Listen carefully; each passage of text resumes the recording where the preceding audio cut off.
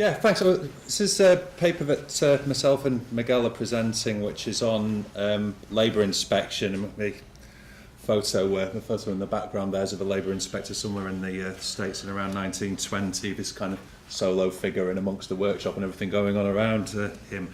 But we're focusing on labour inspection, the enforcement of employment rights. What we're specifically looking at is kind of direct enforcement of employment rights by various agencies of the state, which is in most contexts done through some form of a labour inspectorate, either as a singular unified body in some cases, or as we have in the UK, it's fragmented across a whole range of different bodies that broadly speaking constitute a labour inspectorate.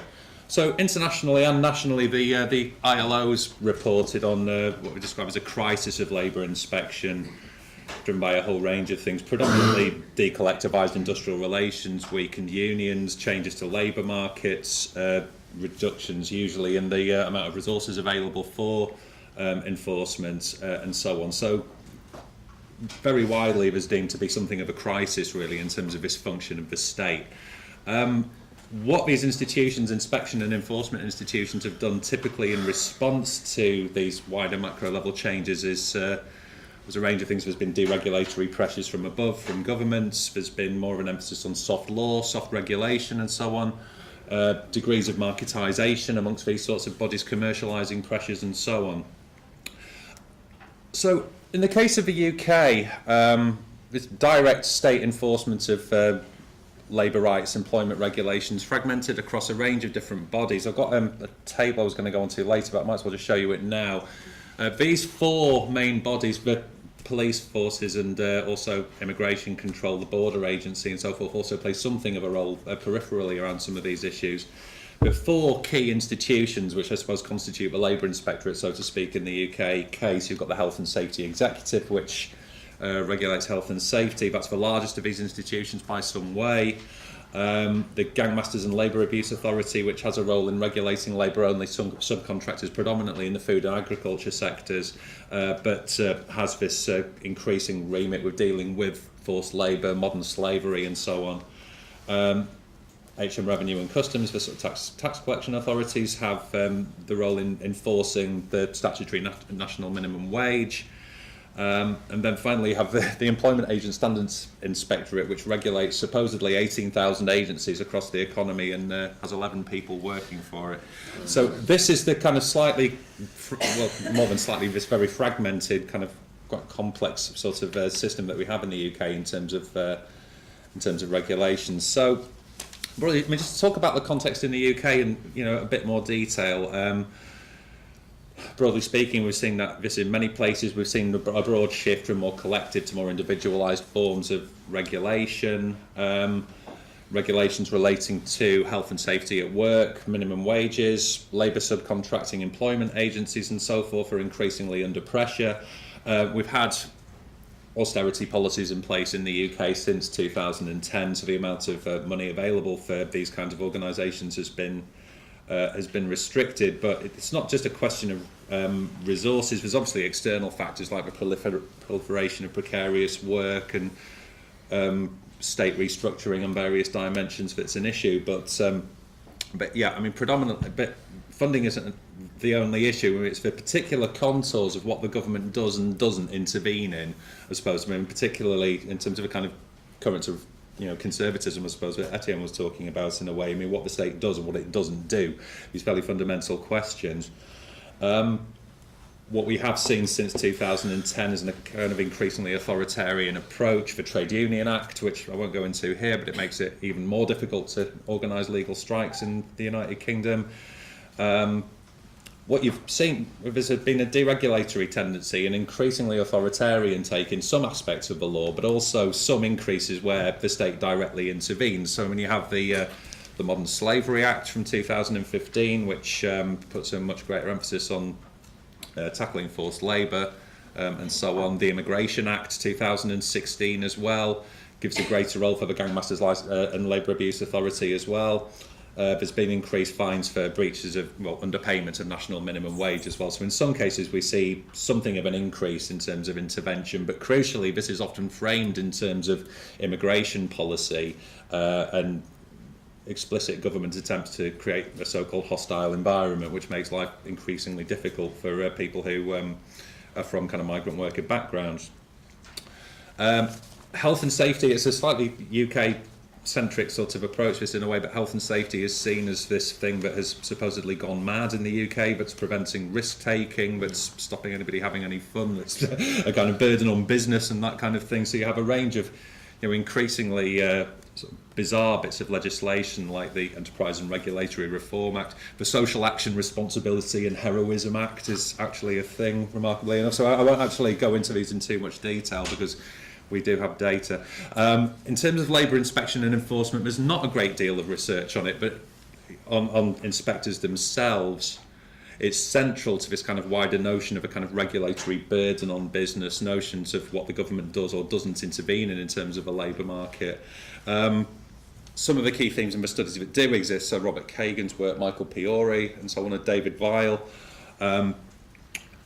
Some of the key themes they look at are notions of so-called street-level bureaucracy, the amount of autonomy that inspectors may or may not have, how centralised or coordinated or otherwise agencies might be, how regulatory change in the political environment impacts on inspection and so forth as well.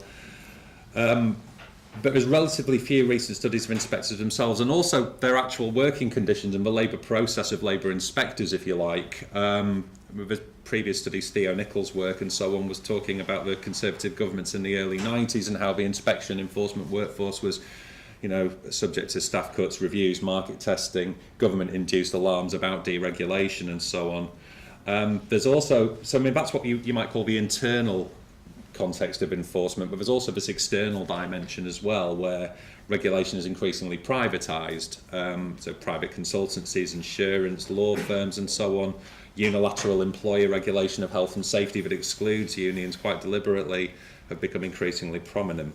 So this is based on a study. I mean, it's based on 30, often very lengthy interviews in some cases with 40 interviewees from the main enforcement agencies, people from the police, a number of trade unions, employer associations, advice services, and so on.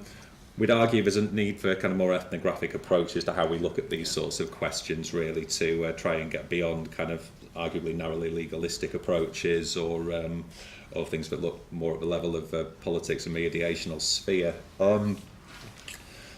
So this is broadly the data that we collected. I mean, we've got, it builds on previous work that we'd done separately before, but there's three main themes within it before I pass over to Miguel. So it's how regulation and enforcement's changing, so the contradictions between this wider deregulatory agenda alongside this more interventionist approach in other areas, changes in how labour inspection work is organised, restructured and so on, and also the extent to which this wider kind of network of organisations, so agencies, unions, other actors involved in the process interact or otherwise. So yeah, I'll pass over to Miguel to talk about the findings. Right. Thank you, Stephen.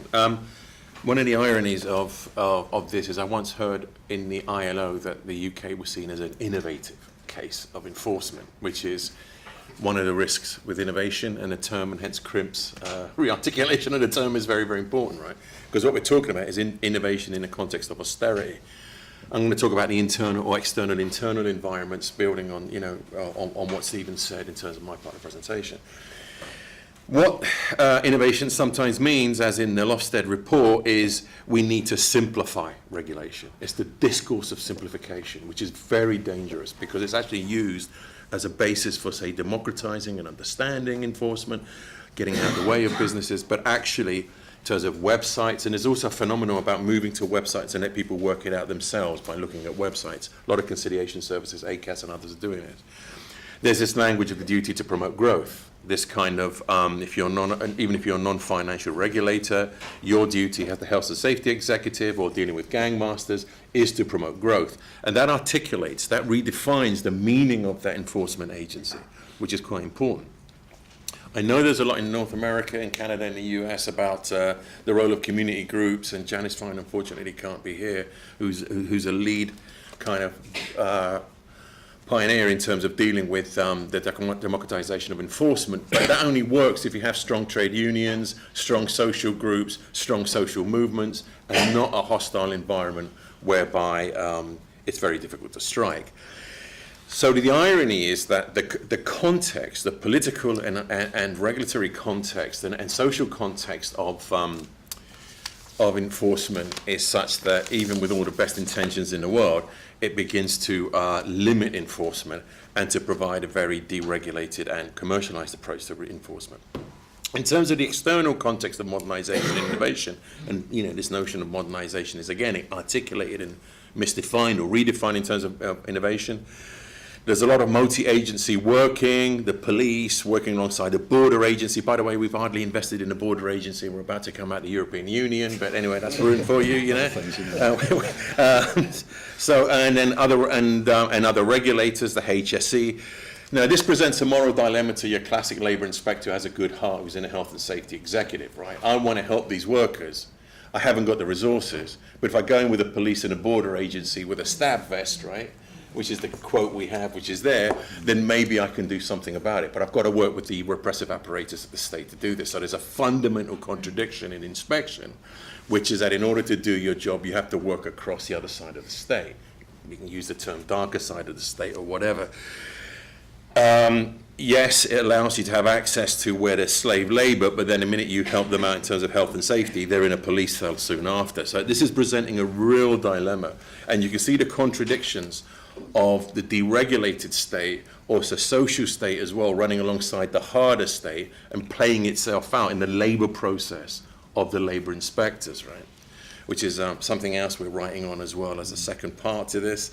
And also each of these agencies have different approaches to enforcement. The HMRC, the Inland Revenue, very administrative. The GLA, very much kind of law enforcement, victim-centered.